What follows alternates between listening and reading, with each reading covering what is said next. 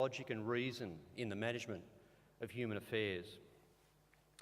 For me, the application of logic and reason leads to a belief in the need for legal and practical recognition of the equality of the sexes, equal rights for gay and lesbian people, freedom of speech, and equality before the law for all citizens, regardless of their religion or lack of it. It also entails a belief that government should only impinge on moral freedom to the extent necessary to limit harm to others. All these beliefs are under constant attack by religions. In many countries around the world, that attack is violent and lethal. To identify as atheist in parts of Africa and the Middle East is a death sentence. Although non-believers are at least 23% of the population of Australia, according to the last census, we are treated with disdain by our current and past governments. The Atheist Foundation of Australia was founded to confront the medieval stupidity that is familiar to most of us as Christianity or Islam, or any of the hundreds of other variants of the same ridiculous ideas. We take some credit for the astonishing growth in the number of non-believers identifying as such on the last census.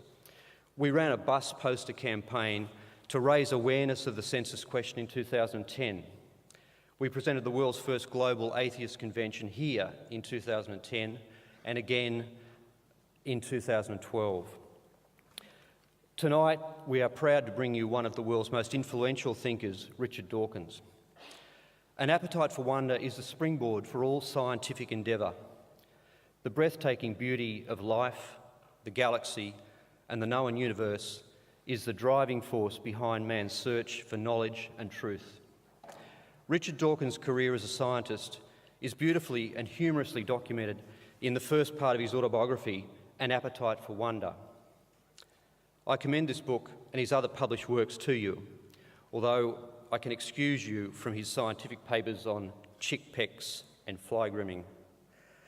The Selfish Gene was Richard's first book and, in my opinion, is a benchmark in the exposition of the complexities of natural selection to a lay audience. The God Delusion is an inspirational and controversial book. I think it is true to say that few atheists have not read The God Delusion and been either persuaded by it or had their views validated by it. Richard's clear and precise writing and willingness to be controversial are hallmarks of his written and spoken engagement with the public. Naturally, this leads to cries of moral outrage from the religiously inclined, and in recent times, from those religiously wedded to fashionable moral ideas. Tonight, you'll have the opportunity to hear Richard discuss his work and life, and perhaps defend himself against those who have been offended by him. Lesley Cannold is one of Australia's leading intellectuals. She's an author and commentator on ethics, gender politics, and reproductive rights, and a breath of fresh air in the tawdry world of Australian political discourse. She shares with Richard a commitment to logical thought and the need for public discourse or discussion of controversial but important ideas. I'm sure that her views diverge from Richard's on some issues, and I expect that their discourse this evening will touch on some of those differences. Let's celebrate the fact that we are here in a largely democratic and secular country and can publicly discuss controversial issues without fear of fatwa, inquisition or imprisonment. After Lesley's interview, members of the audience will be invited to ask questions of Richard and Lesley. So please welcome Lesley Cannold and Richard Dawkins. The first thing I really wanted to ask you was what made you change your mind? And by that I mean that in 2008 you told Andrew Denton that you didn't think that people should be interested in you, but you hoped that you might have something interesting to say about the world. So now we have this beautiful book in which we have been allowed to be interested in you and have that interest slaked. What has led you to be so generous as to share yourself with us? it's even worse than that. I've even now just about finished volume 2, why did I change my mind? I think I'm going to have to be absolutely honest and say the publishers persuaded me to. Not a very honorable reason, perhaps, but I did enjoy writing it.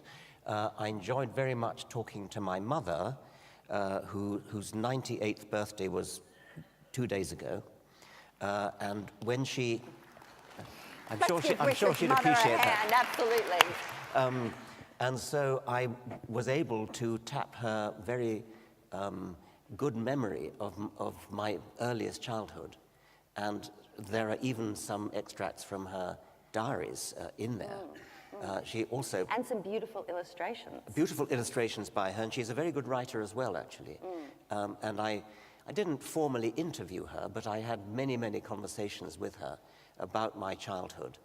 And that was fun. I enjoyed that. I mean, I enjoyed trying to revive memories, which I did. And so I enjoyed writing about childhood. So sorry if I changed my mind, but I did actually end up quite enjoying it. No, I said, I think it's a beautiful, I actually see it as quite a beautiful transition, because I felt like during that interview, you didn't seem to be expressing what I knew would have been true, because of course all the people watching it did think you were extremely interesting, not just for what you had to say about science, but for you. And it seems like quite a wonderful personal journey to me to come to a place where you can acknowledge that you are interesting to others.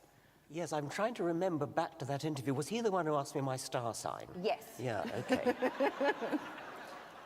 And I think my exasperation probably showed on my face.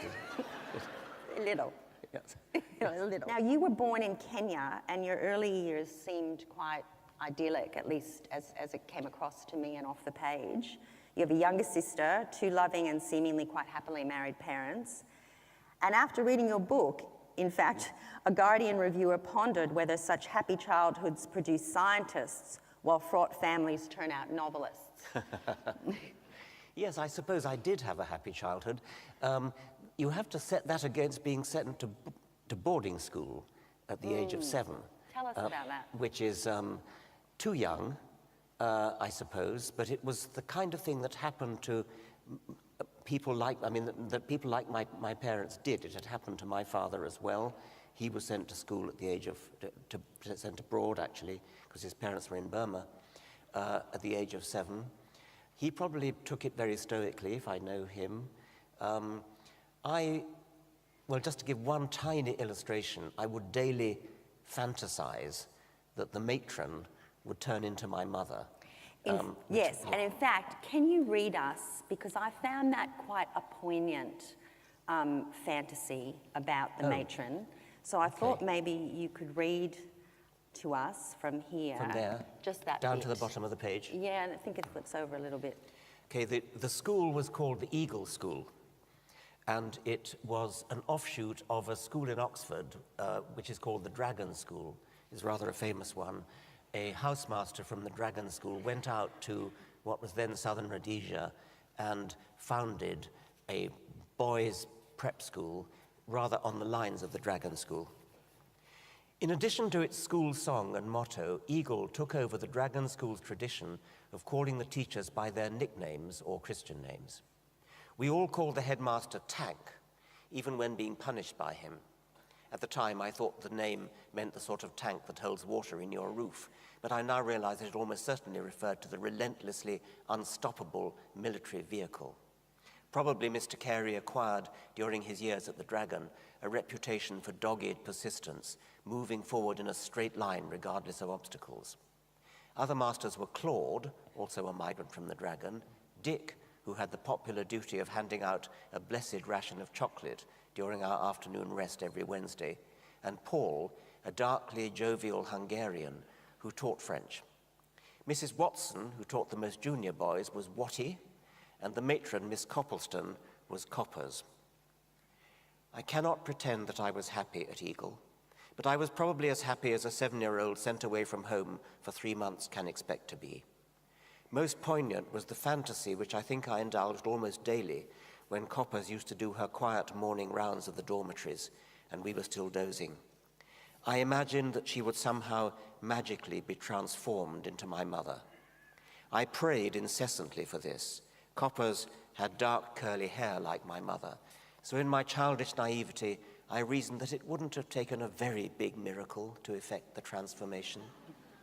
And I was sure the other boys would like my mother just as much as we all like Coppers. It's beautiful. And it was very moving because, you care deeply about children. And in fact, you show a lot of both stoicism during the telling of these stories, but also I could sense through the stoicism that those years of being sent away weren't perhaps as happy as they might have been. No, that's probably true. By the way, I've just remembered Coppers' first report on me at the end of term, which said Dawkins has only 3 speeds: slow, very slow, and stop. And so did those experiences, despite, and through, of course, you're telling both the ups and downs, but overall, do you feel that, because it is such an English tradition, do you feel that children should be sent away to boarding school? No, I do not think they should be sent away to boarding school. My mother actually now feels quite guilty about it. She often says so. It just was the thing that kind of person did at the time. I don't think it ever crossed their mind to do anything else. And so I don't resent it. But I think it clearly is too young. So Richard, one of the interesting things that I came across when I was doing the research for this interview is one thing I thought I knew definitely about you was that you were an atheist. And then I started reading, and then I started listening to clips. And what I discovered was, in fact, at different times, you have not necessarily felt that that was the right description for you. So for instance, at one point, you had an interesting interview with someone who the person who kindly put the clip on YouTube unfortunately never named, so we'll just have to call him Blogs. But you had a very interesting debate with Blogs in which you said, you could possibly persuade me that there was some kind of creative force in the universe.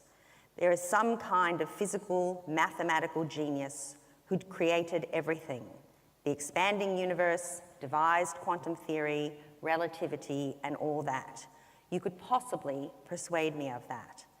And on Q&A, you said, and this was probably just a few years ago, that you vacillate about thinking that atheist is the correct way to describe yourself, or given your sensitivity to the importance of the scientific method and the need for a modesty about what we can and can't know definitively, that maybe that's not the right term. So can you tell me where you're sitting today? Yes, I think we're really talking terminology here. I don't remember exactly who that interviewer, was it an interview or an argument? I think he was probably a religious person. Oh, I know who you mean. I think his name is John Lennox. Okay. Did he have a strong Northern Irish accent? He did indeed. Yes, okay. Yes. This was John Lennox, and thereby hangs quite a revealing and interesting tale, actually, which I'll tell before answering your question. I had a previous encounter, well, 2 previous encounters with John Lennox, in one of which I had assumed that he was a sophisticated theologian who therefore would not believe in things like the virgin birth, turning water into wine, walking on water, that kind of thing. So not a literalist. That's right. And so I paid him the compliment of saying, well, obviously, I assume you don't believe in the virgin birth. I assume you don't believe in Jesus turned water into wine. But he interrupted me and said, yes, I do believe in those things. And I was rather astonished, and I pressed him on it and made sure he really, really did believe it. He really did believe those things. So then that was a radio interview.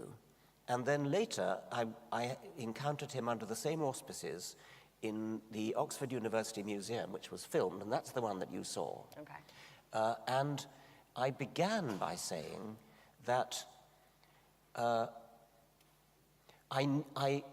might be prepared to believe in a deistic God, a kind of divine physicist or mathematician who set up the laws of physics and solved all the deep, deep problems of where the laws of physics come from, and then stood back and let things happen. I could be persuaded of that, I think was the phrase that you just quoted. It's not a thing that I believe, but I would not think that that was a totally silly belief to hold. And can you expand on that? Why wouldn't that be a silly belief to hold? Well, okay, I'll do that in a moment. Sure. But I said that in order to contrast it with what I already knew John Lennox believed. So what I was trying to do was to emphasize the absurdity of John Lennox's belief in turning water into wine by making a contrast with the kind of deistic belief which I could just about take seriously, but I was very careful to say that I did not actually hold that deistic belief. But I wanted to emphasize the contrast. I called it mining the Eddington concession, and I have to explain that. Eddington, who was a great physicist, wanted to emphasize the absolute importance of the second law of thermodynamics. And he did it by contrasting it, this is the Eddington concession, by contrasting it with something else, which he also stood by, but less strongly. He said, your theory may be at odds with Maxwell's equations. Well, then so much the worse for Maxwell's equations. Of course, he didn't really mean that. And then he said, your theory may be falsified by experiment. Well, these experimentalists do bungle things from time to time. But if your theory goes against the second law of thermodynamics, I can give you no hope. There is nothing for it but to collapse in deepest humiliation. Right. So his entire point was that the second law of thermodynamics was a more inviolable theory than even Maxwell's equations and even experimental physics.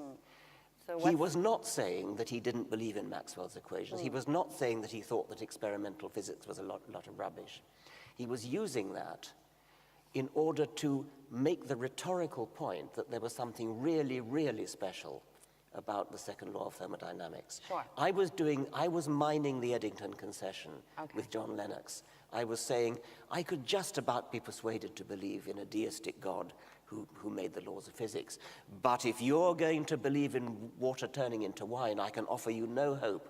Okay, so what you're saying, in other words, is you would prefer not to sort of explain to us why it is that you believe that, because really it was just a rhetorical flourish. I was really just doing an Eddington concession, but the story goes on. The very next, I think it was 2 days later, John Lennox went up to Scotland, went up to Inverness, and made a speech on his own. And it happened that I had a close friend living in Inverness, and she went to the lecture and took very detailed, meticulous notes. And John Lennox said, 2 days ago in Oxford, I heard Richard Dawkins admit. Well, it caught my attention too. Exactly. Right. So do you still use that rhetorical flourish? I actually prepared a lecture called Mining the Eddington Concession, right. in which, to an audience of atheists, I warned people against doing it. Because it can be misused. Yes. It can be misused. I mean, I don't mind expanding on the deistic point, because I've now fully explained that I don't actually believe that there is a deistic God who started the laws of physics, but that is less absurd than a theistic God who reads your thoughts, answers your prayers, forgives your sins, walks on water, is born of a virgin, etc. Okay, here's another question for you. You've been criticized by various religious intellectuals on the infinite regress problem of the who made God question, and perhaps when you answer the question you can explain to everybody what that infinite regress problem is.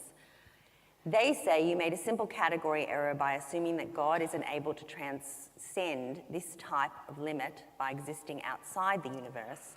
What's your response? And that came from Paul Mackey. Okay, well, that carries on very nicely from the previous point, actually, because if we imagine this deistic God who set up the laws of physics and the constants of physics, it is undoubtedly true that physicists have yet to fully explain the origin of the cosmos, the origin of the laws of physics.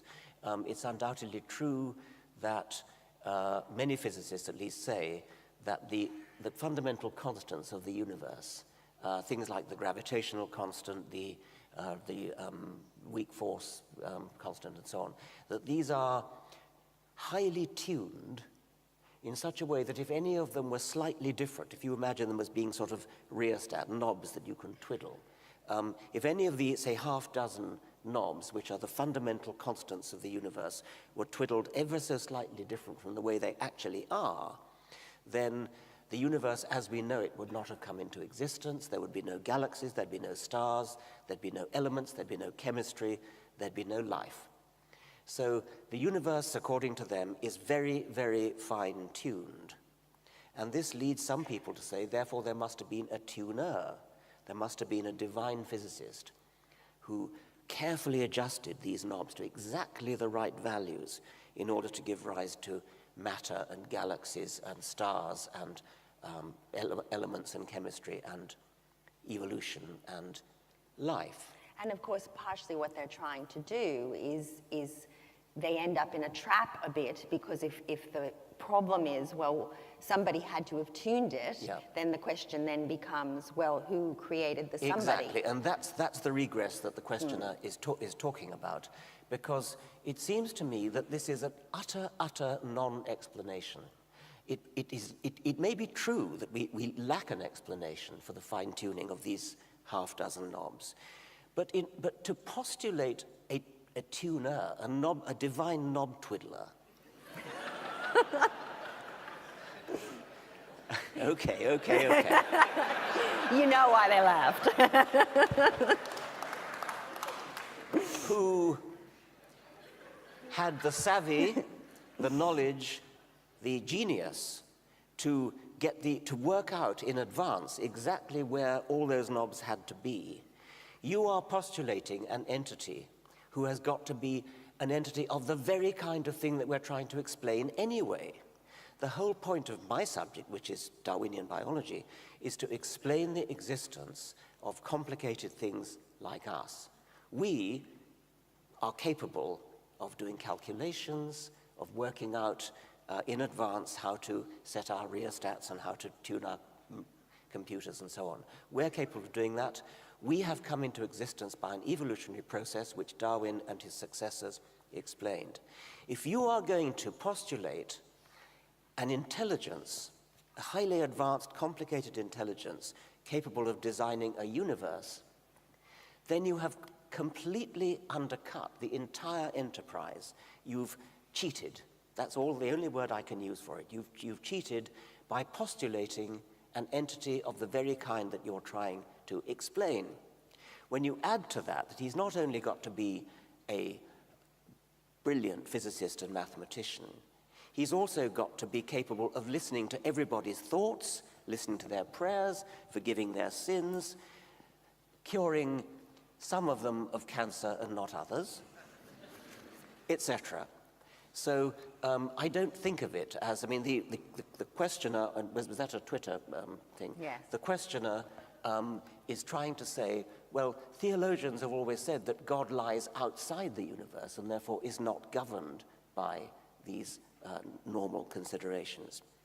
What a pathetic cop-out to just simply say by fiat, to rule by fiat, that the explanation which they are offering to get out of the infinite regress is simply decided by them, because theologians just say, oh, well, he's outside the laws of physics, and so we don't need to explain And it. does it even really get out of the problem? I never even understood how it No. got out of the problem, because somebody still had to put him into existence. It's just a cowardly evasion. That's all it is. Okay, It's we don't pathetic. like it. Yeah. We zap it. Can I just one more absolutely. thing on that? There's a theologian in Oxford called Swinburne, who even goes so far as to say that God is infinitely simple and therefore doesn't fall foul of this problem. So any problem that you have that you can't solve, you say, God did it, and that's not a problem because God's infinitely simple, and that's all there is to it. He actually says that you need God in order to keep every single fundamental particle, every electron, every proton, every quark, he's got his fingers on every one of them and he's controlling them. He's controlling every single particle in the universe, but he's simple. And he loves you. Right. Copyright George Carlin. So philosopher John Rawls describes something called the paradox of tolerance. And this is the requirement of a just society to tolerate the intolerant. Otherwise, that society would itself be intolerant and thus unjust. However, Rawls also says that the freedom of the intolerant can be restricted. So when we're talking about the intolerant, of course, we're talking about people who say, I don't want to tolerate abortion, I don't want to tolerate your atheism, I don't want to tolerate women dressing in particular ways.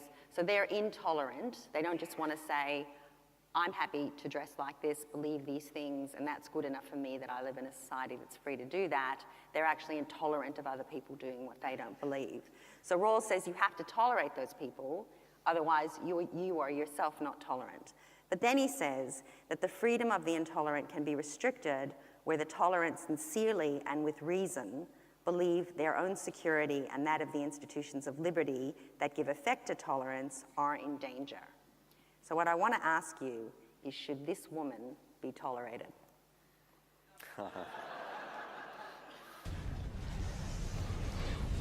Concerned Women of America. I've looked up for America. I do The beg your pardon. scientists who question evolution are being censored out, are being blackballed out of the scientific community, and being told that the rest of the world cannot listen to them. Yeah. So I let that clip go for a while because there's so much in it, isn't there? So there are a couple of questions there, and the broad one, the broad sort of banner is, should this woman be tolerated? But I guess I thought it would be really interesting to ask you, like I struggled to watch that. I had to walk away several times, take some deep breaths, and then return to the scene. So I wondered if you could distill, and then I'll tell you what I thought was so frustrating about it, if you could distill what was so frustrating about that encounter. It did get worse, and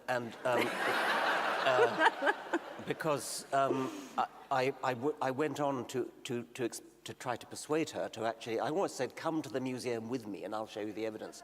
But she developed a kind of refrain, yes, which went, show me the evidence, show me the evidence. Yes.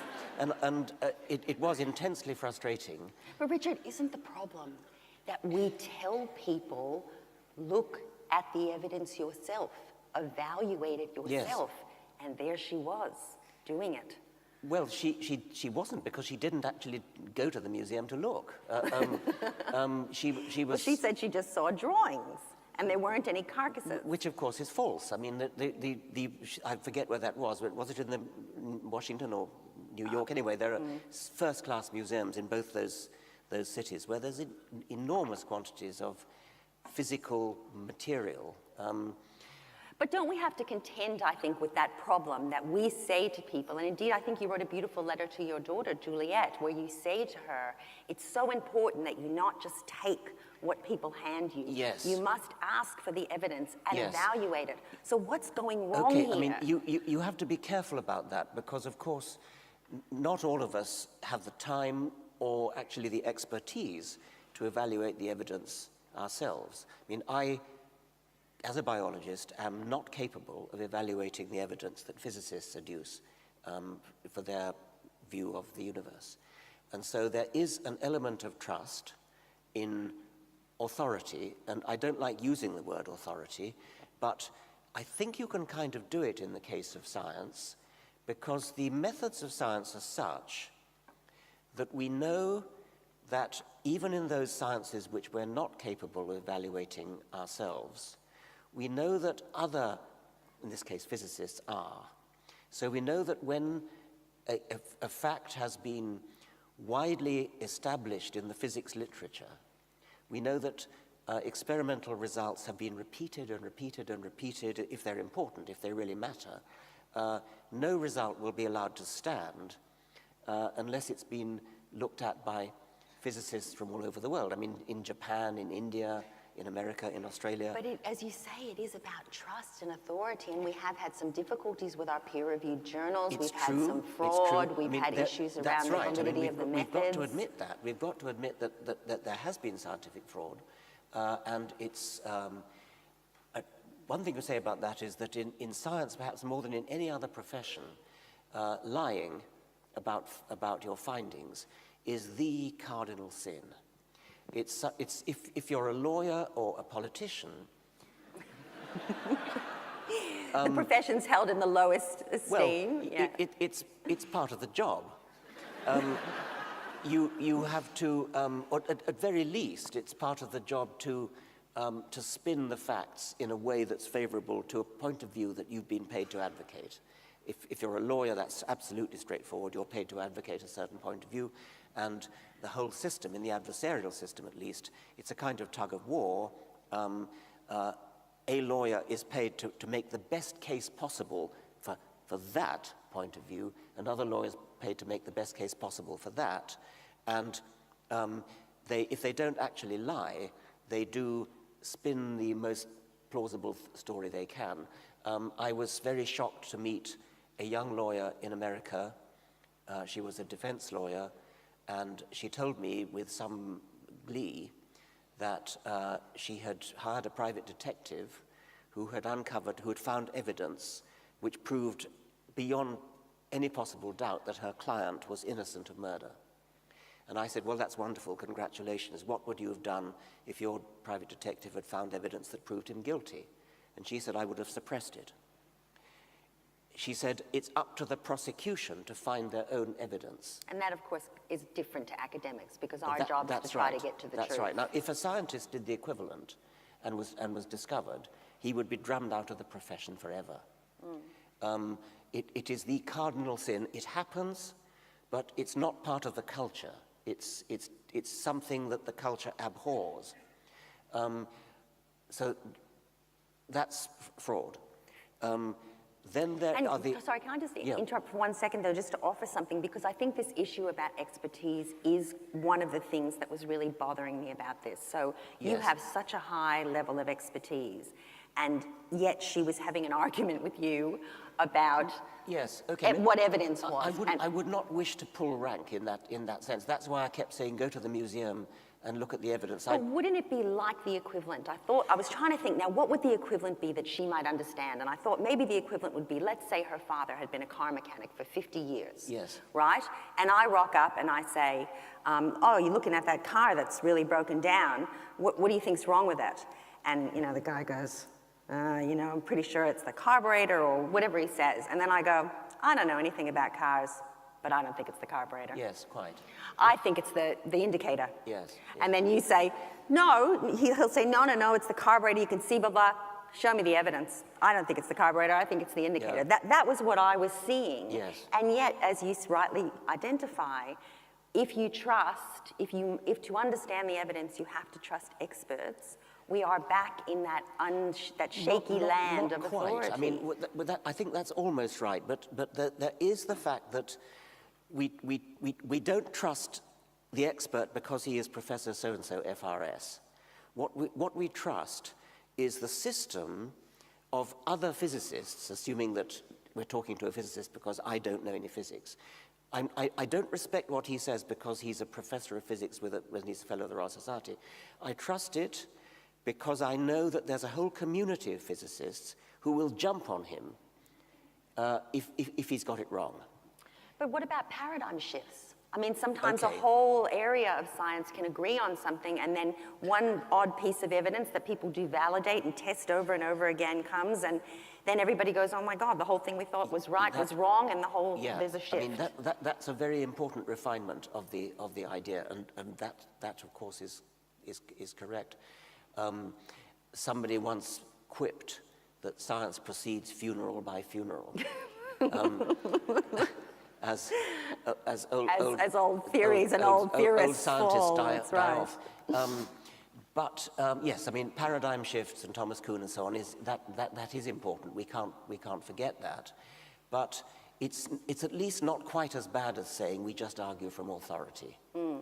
It's better than that. Yes. And is she someone who is probably the best evidence we have for the need for science education? Because I struggle to think of the things that were making me mental about watching that, and I do need to say to you that I watched it about 3 times because, of course, I knew I was going to be presenting it. But one of them was the fact that she kept repeating this demand for evidence, Yes. and then you kept saying, but there is evidence. Yes. And then you'd explain what, to me, was clearly recognizable as evidence. Yes. And you were clearly recognizable as somebody who would recognize evidence, and yet she didn't know that what she was asking for, she was in fact receiving. So is she a good example of why, if we don't teach people science, they can run around squawking, I want the evidence, but they actually have no idea what they're talking I about? fear that she was a good example of somebody who knows what is true because it's in Holy Scripture. And anything that contradicts that has just got to be wrong. There are much, much more knowledgeable people than her who, I mean, I could point to one called Kurt Wise, who is an American geologist, paleontologist. He has a degree in geology from Chicago University and a PhD in paleontology from Harvard.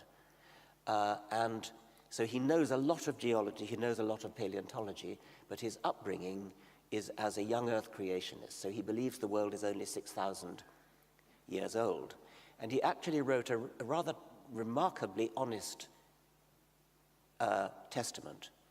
He said, first of all, he said that he told a story of how he took a Bible and a pair of scissors, and he went right through the Bible, cutting out every page of every verse of the Bible, which would have to go if he accepted the scientific worldview in which he'd been educated at the University of Chicago and at Harvard. And he said, by the time I'd got through from Genesis to Revelation, there was so little left of Holy Scripture that it just fell to bits.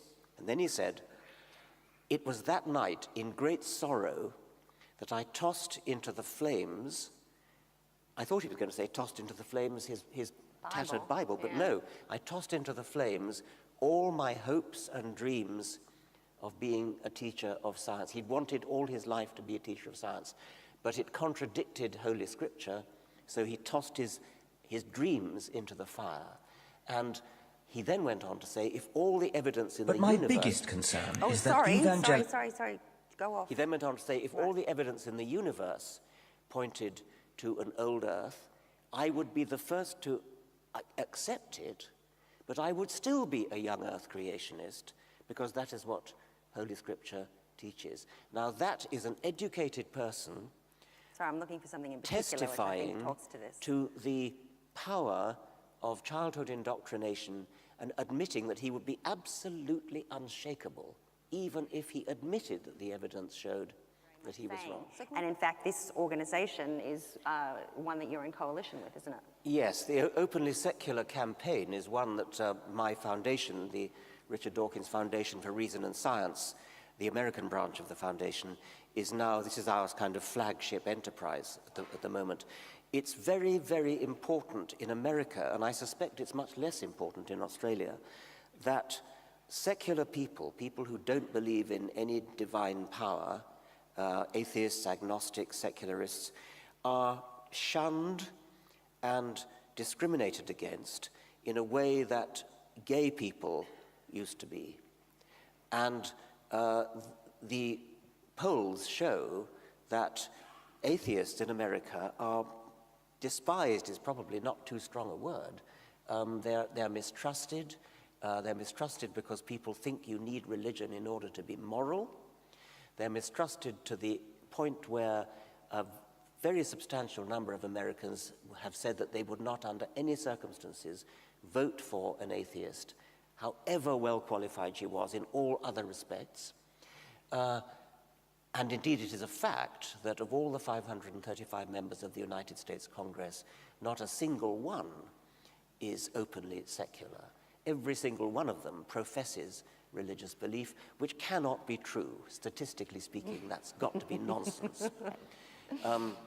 So the Openly Secular campaign is a consciousness-raising exercise, borrowing the phrase consciousness-raising from feminists, where it was so incredibly, still is incredibly successful. Consciousness-raising exercise to say atheists, agnostics, secularists, non-believers are nice people just like you, just like the person next door. They're the waiter, the taxi driver, the bus driver, the lawyer, the doctor, they're your best friend. You don't realize it because in America people don't own up to being atheists, at least in certain parts of America. So it's a destigmatizing kind of a campaign. Exactly, it's destigmatizing.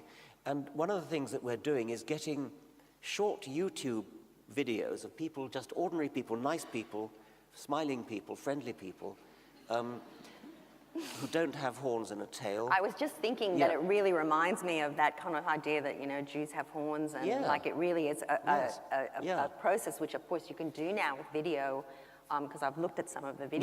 You looked at some of them, and getting celebrities to do it as well. And so in terms of the design of that logo, which you may or may not have had anything to do with, what was the connection? And you were starting to speak to it, so I just thought I'd flip to it, between non-belief and science. Yes, as you rightly said. I mean, the logo is a DNA double helix bent into the shape of a heart, meaning love, meaning friendship, human fellowship, that kind of thing.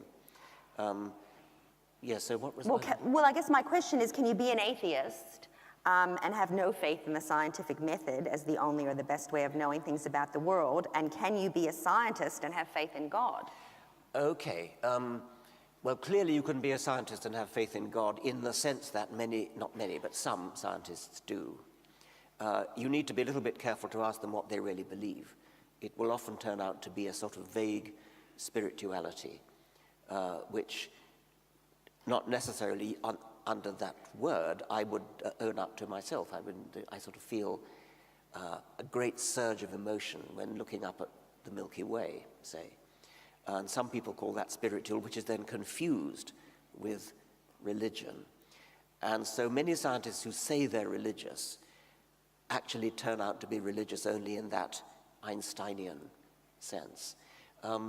There are a few, I think it's about 10% of the Fellows of the Royal Society, 10% of the National Academy of Sciences in the United States, who do believe properly in a personal God in the way that Einstein did not. And that 10% does need explaining, but it is only 10%. Now, the other question you asked is, can an atheist not believe in science? Yeah, because I'm just trying to draw out this conflation of the two. Are they really exactly, the same? Do they always have to go hand in hand? No, they're not exactly the same. It would be pretty, I've heard people ask whether you can be an atheist who does not believe in evolution. That would be quite hard, because you would be left with no explanation for the gigantic fact of life, with its powerful, overwhelmingly powerful, overpowering illusion of design. Life is simply dripping with apparent design. And you've only got to look at an eye, as theologians so love to do, to see design written all over it. And if you don't have God and you don't have evolution, you're kind of left without anything. Blissful ignorance. Perhaps you just don't have any curiosity. Perhaps you. But I can't imagine how anybody. It's true that before Darwin there were atheists, like David Hume, but he recognized that the apparent design of living things was not a good argument for a God, but he didn't have any alternative. That had to wait for Darwin. Okay, and it's about atheism and secularism, and I have a feeling the United States is probably going to figure a little bit in this answer. But I suppose you were very fond of not being asked to define things, because you often say, there's a perfectly good dictionary, go and have a look at it. So I did, and so what I came to was something which is pretty much how I'd understood it, which is atheism is a lack of faith that there is a God or gods, which is a simplistic definition, but there you go. And secularism is the political proposition that church and state must be kept separate. So secularism is really a political proposition. Atheism is a belief. And yet we can see, and you can see in the open secular thing, that those two things are being put together. And so again, I have the same question. Can you be a person of faith and support a secular society? Well, yes, I mean, this is a matter of definition, I suspect, and I subscribe to the definition of secularism which you have just given, exactly. And I suspect that the common usage in Britain, and I now learn probably in Australia, is that. But I seem to be learning that in America, secularism tends to be slightly more shifted, by definition, towards atheism. Because atheist is such a loaded, I'm not sure what the reason would be. term. Which dictionary did you look that up in? Do you remember? I think it was the Wikipedia dictionary. Ah, okay. Well, I actually don't know whether this is really right. I've been told that in America secular has a slightly more shifted towards atheist meaning. My understanding, which is possibly a British and Australian understanding, is that it is precisely the belief that religion should be kept out of politics, that there should be a total separation between church and state, in which case the answer to your question is a resounding yes. A religious person can be a secularist. And I suppose the reason I'm bringing it up is because I worry sometimes when we conflate the terms that we miss out on those people you were speaking about before, those sort of rational, reasonable, non-intrusive religious people who in fact were one of, the whole notion of religious freedom came originally from religious people. Yes. Because there was a worry of minority religions being trampled by majority religions. So do we need to be careful not to wind the words up so that we don't push away those sympathetic religious people who also support the secular state? Yes, and if you go back to the founding fathers of America in the 18th century, they were secularists in the sense that you and I are using it. Some of them were probably atheists as well. Jefferson was probably an atheist. But you don't have to be. But you can be a minority religion, for instance. So where I was growing up in the United States, we used to have a fight. There was a fight every year about a nativity scene. So every year, the Christians in my hometown wanted to put a nativity scene in the public square. It was literally the public square. And every year, it wasn't atheists who were fighting it, although I'm sure they would have been on side, and maybe they just weren't an organized force, because I'm ancient. So this is many years ago. But it was the Jews in the town, and probably also, the handful of Hindus and Muslims who were fighting it so hard, because they felt like that public square needed to stay free of all religion for their own distinct faith to continue to have the standing and strength that they wanted it to have. Yes, and hence the tendency to use the euphemism holiday season rather than Christmas. I remember when I first heard Christopher Hitchens say that, I remember where I was, because it clarified for me in like a lightning moment the difference between cultural respect and respect for other people's faith and religion, which is something I was really raised in and on, and the importance of speaking up robustly about defending the institutions that ensure tolerance. And I know that quotes and retweets are not necessarily endorsements, so I guess I just wanted to ask you, although I assume I know the answer, do you endorse and agree with this? Yes, I love that quote, and it's you could hear it in his voice. Stephen Fry said something rather similar. You know what a sort of lovable national treasure he is. His version was somewhat uncharacteristic. It was something like, "You're offended? Well, so fucking what?" Which is a bit pithier, but yeah, pretty much the same thing. Yes, I mean, one doesn't want to offend. One doesn't go out of one's way to offend. But on the other hand, to say I'm offended is not an argument for anything. Nothing follows from it. And so it should never be advanced as an argument. And so I must confess that I laugh when I see both Christopher's and Stephen Fry's. Well, it's sort of a version of sticks and stones, isn't it? It's sort of saying that to have robust debates, we're going to need to both be willing to give offense, if that's the way the other person chooses to take it, and also to take what we may feel offended by in order that we can fight about and not be afraid to engage in robust argument about the Yes. things that really matter. Yes, I mean, sticks and stones may hurt my bones, but words can never hurt me. Words can hurt you, and I think we have to be a little bit careful about, I don't want to hurt people's feelings, but that doesn't mean that to say you've hurt my feelings is an argument. If somebody says you've hurt my feelings, then I will say, I wouldn't say it so robustly as Christopher Hitchens or Stephen Fry. I might say, well, I'm very sorry to have hurt your feelings, but what is your argument? I don't want to insult people. Just sort of say, you've got an ugly face or something Well, that's exactly where I was going with all of this, because there is such a fine line, isn't there? So on the one hand, we probably all are in, vigorous agreement that we agree with the Christopher Hitchens statement, and like I said, it was very, very important to me.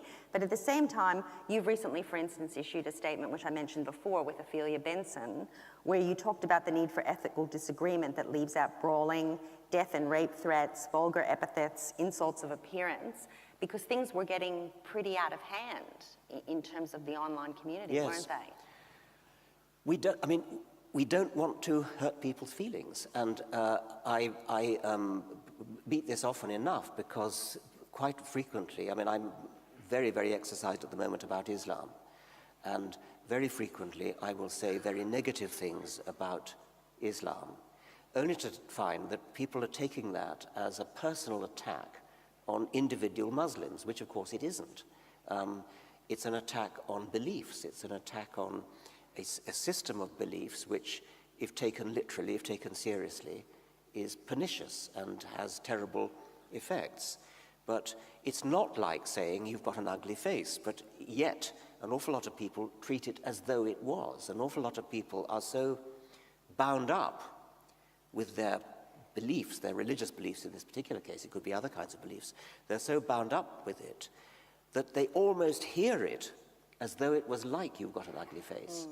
And I do insist that it's not that. It's nothing like saying a personal insult. But haven't you been offended too? My understanding was that one of the sort of things that was going on in your own blog world, where eventually there was a decision to start to moderate things more tightly, was that there was quite a lot of you said there was something rotten in internet culture, and you expressed concern over images posted of you in which your face was depicted as a slack-jawed turd in the mouth mug. So I don't remember that. how could you forget? But I guess that was interesting to me in the sense that it is, there is such a fine line here between robust debate and not worrying or taking offense when we're talking about really important things, and yet. Well, we do have moderation on richarddawkins.net, which is the website of my foundation, and the moderation is never to censor a proper expression of opinion or an argument, but it is to censor personal insults. So if somebody on our blog, on our website, says you're a fucking douchebag, that is censored. It's because it's not. It's not a valid argument. It's not an argument. Technique. No, exactly. That's right. So in other words, the difference you're drawing, and I think that's a really helpful one, is that there's a difference between insulting, there's a difference between threatening, because we all know freedom of speech, but you can't yell fire in a crowded movie house. So we can speak rigorously about ideas that matter to us. Where do we come from? Where does the world come from? People can get offended by the rigorous exchange of ideas. That we can't do anything about. But the minute you get into ad hominem attacks, personal attacks, threats, you've stepped over the line. Exactly. But unfortunately, there are people who hear the legitimate one, which is an argument, as a personal insult. And there are people who will say, when people insult the Quran, we feel physical pain. I mean, that's nonsense. You don't feel physical pain. If you think that's physical pain, you need to experience what physical pain is really like. The Quran is just a book. Well, one thing that you've said recently, though, Richard, just to keep drawing out this distinction, because I do think it is very important, and in fact, in light of our comments, I think it's particularly important, is that you've said recently that you feel muzzled by a climate of bullying, that in fact the bullying has become so severe online that you felt that there was a climate of intransigent thought police, which is highly influential in the sense that it suppresses people like me. So to me, that sounds like that isn't a complaint just about people arguing in invalid ways and insulting you and putting depictions of you up that are insulting.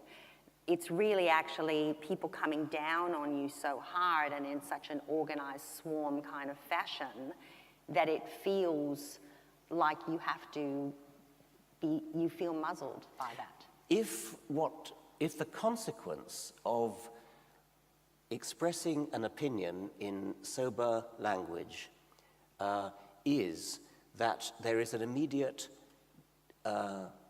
downpouring, a feeding frenzy of insults of "you're a fucking douchebag" variety, that is a deterrent.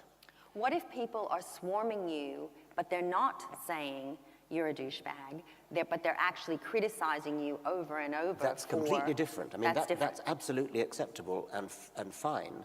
But because we all agree that the expletive insult, that those sorts of words can hurt. I mean,